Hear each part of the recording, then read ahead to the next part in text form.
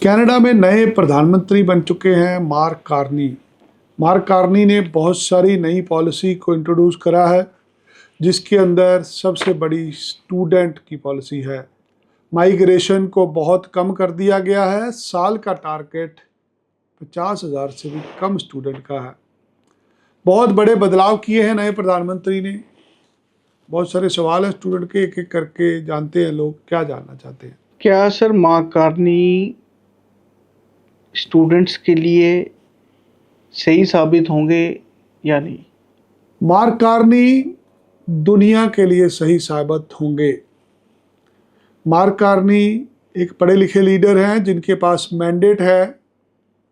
अब कनाडा की सरकार को कोई ब्लैकमेल नहीं कर पाएगा।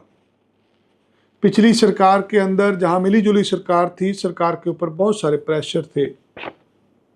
आज के दिन मार्क कार्नी इंडिपेंडेंटली डिसीजन ले सकते हैं। स्टूडेंट माइग्रेशन के ऊपर एक बार तो स्टॉपेज लगेगा, जो ऑलरेडी लगा हुआ है। हाँ, कह सकते हैं भविष्य में स्टूडेंट्स के लिए शायद अच्छी ऑप्शन हो कनाडा। आज के दिन दो तरह के स्टूडेंट है कनाडा में। एक वो स्टूडेंट जो कनाडा में पढ़ रहा है, वो चिंतित है कि उसका क्या होगा। एक कनाडा में वो स्टूडेंट है जो वर्क परमिट ख़त्म कर चुका है और जिसने वहाँ रहने के लिए नए स्टडी परमिट की एप्लीकेशन दी हुई है।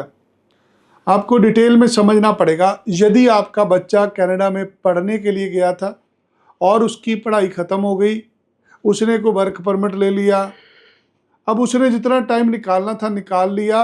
अब अभी तक अगर आपके बच्चे की पीआर नहीं हुई और अभी आपका बच्चा वहाँ पे रहने के लिए स्टडी वीज़ा दोबारा डालता है, तो उसका प्रोसेसिंग टाइम 8 महीने हो चुका है।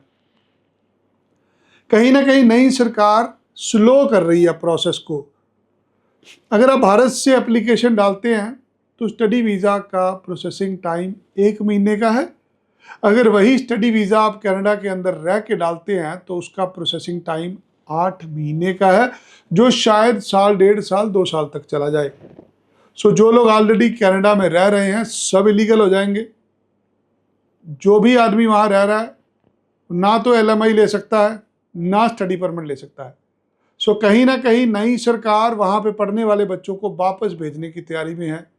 यदि आपका भी बच्चा कनाडा में पढ़ रहा है और उसका कुछ नहीं बन रहा, आप उसके भविष्य को लेकर चिंतित हैं, आप अभी मुझे व्हाट्सएप पे कॉल करें। अगर आप कनाडा में हैं, अगर आप भारत में हैं और अपने बच्चे को लेकर चिंतित हैं, हमें कॉल करें और मुझे दफ्तर आके मिले। कोई ना कोई आपको ऐसी विधि बताएंगे जिससे आपका बच्चा वहाँ पे रह पाए। जो लोग भारत से जाना चाहते हैं उनके लिए खुशखबरी है कि अब वहाँ से लोगों को वापस भेजा जा रहा है। नई एप्लीकेशन को तवज्जो दी जाएगी। अगर आप भारत से जाना है तो 1 महीने का प्रोसेसिंग टाइम है, वहाँ पे रहना है तो 8 महीने का प्रोसेसिंग टाइम है। आप इसी से जान सकते हैं कि मार्क कार्नी क्या चाहते हैं। आप कैनेडियन प्रधानमंत्री की सोच देखिए। वो भारत से आने वाले स्टूडेंट को वेलकम कह रहे हैं। जो भारतीय बच्चा वहाँ पे पढ़ रहा है उसको वहाँ से निकालने की तैयारी कर रहे हैं। जो बच्चा यहाँ से जाएगा वो $50,000 का ग्राहक है, जो वहाँ से वापस आएगा वो एक सीट खाली करेगा। यहाँ से भविष्य का जो सिस्टम आपको नज़र आ जाएगा। कनाडा को एक बार फिर स्टूडेंट चाहिए, बट वो स्टूडेंट लेंगे अब अच्छे घरों के और अमीर घरों के और यूनिवर्सिटियों में। महंगे कॉलेजों में, महंगी यूनिवर्सिटियों में वीज़े आएंगे, सस्ते कॉलेजों में, डिप्लोमास में रिफ्यूज़ल आएंगी। सर जैसे कि हमने लास्ट ईयर देखा कि इंडिया कनाडा में काफ़ी ज़्यादा तकरार आई थी जी, क्या वो रिलेशन मार्क कार्नी के आने के बाद सही होंगे? जो कनाडा और इंडिया के बीच में राजनीतिक उथल पुथल हुई थी, वो एक अलग पार्टी के कारण थी। वो पार्टी इस बार सरकार का हिस्सा नहीं है। वो समस्या ऑलरेडी सॉल्व हो चुकी है।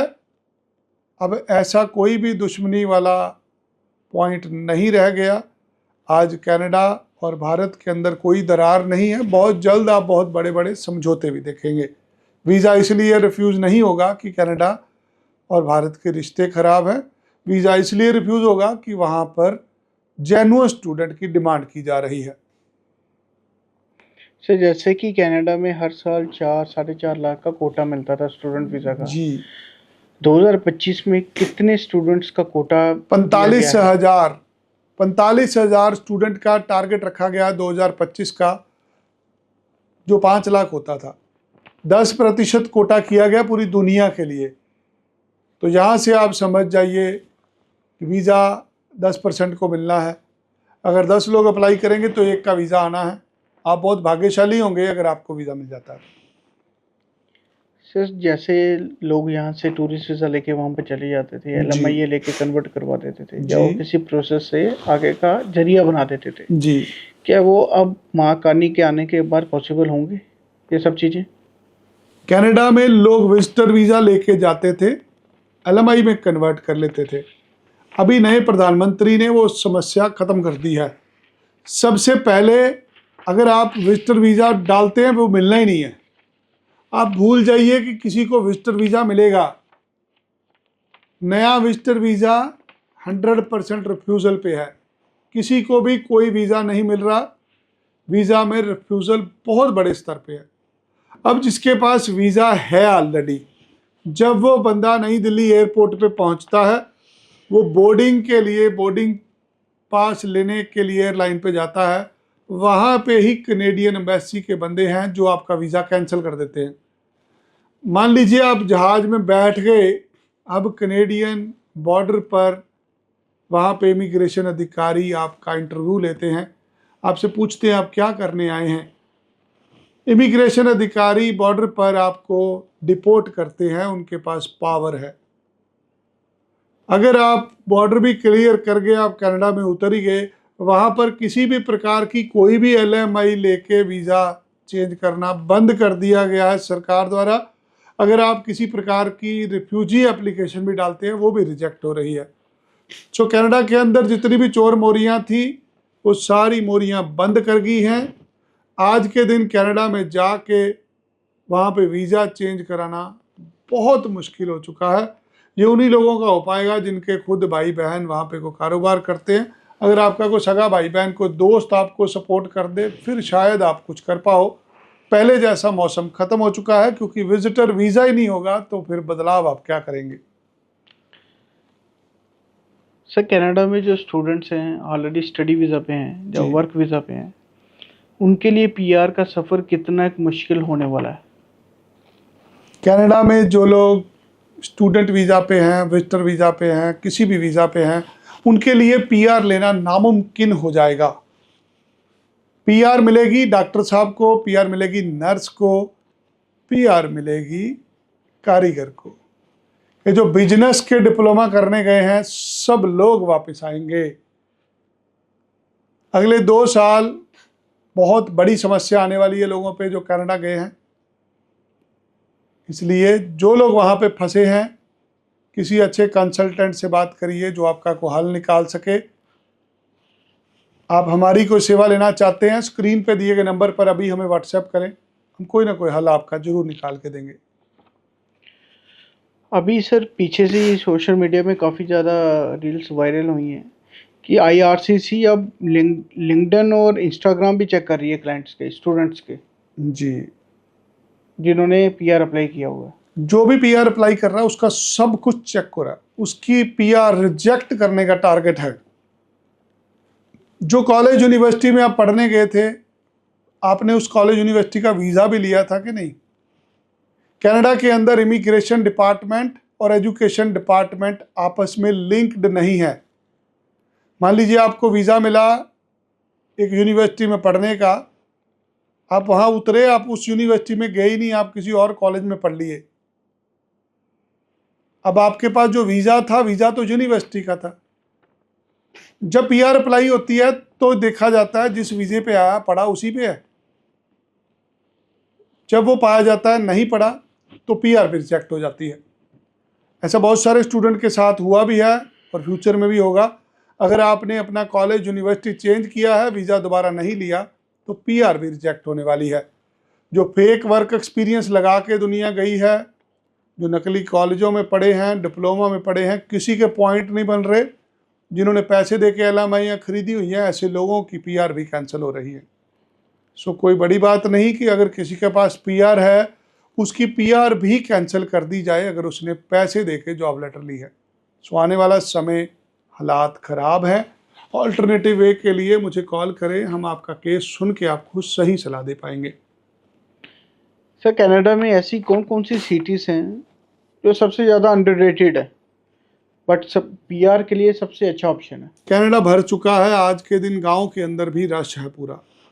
अगर आप कनाडा के अंदर पढ़ाई करने गए थे, आपका कुछ नहीं बन रहा, आपको बिजनेस वीज़ा ले लीजिए, कोई कारोबार खोल लीजिए वहाँ पे, या वहाँ से ऑस्ट्रेलिया चले जाइए, न्यूजीलैंड चले जाइए। यदि आप कनाडा में फंसे हुए हैं स्टडी वीज़ा पर, वर्क परमिट पर, किसी भी प्रकार की टेंशन में हैं, आपको नहीं समझ लग रही आप क्या करें, किसी भी एजेंट के पास जाते हैं, लोग पैसे मांगते हैं आपसे, आपका दुख दर्द नहीं समझ पा रहे, आप स्क्रीन पे दिए गए नंबर पर मुझे व्हाट्सएप करें, अपनी प्रोफाइल बताएं, अपनी दुविधा बताएं।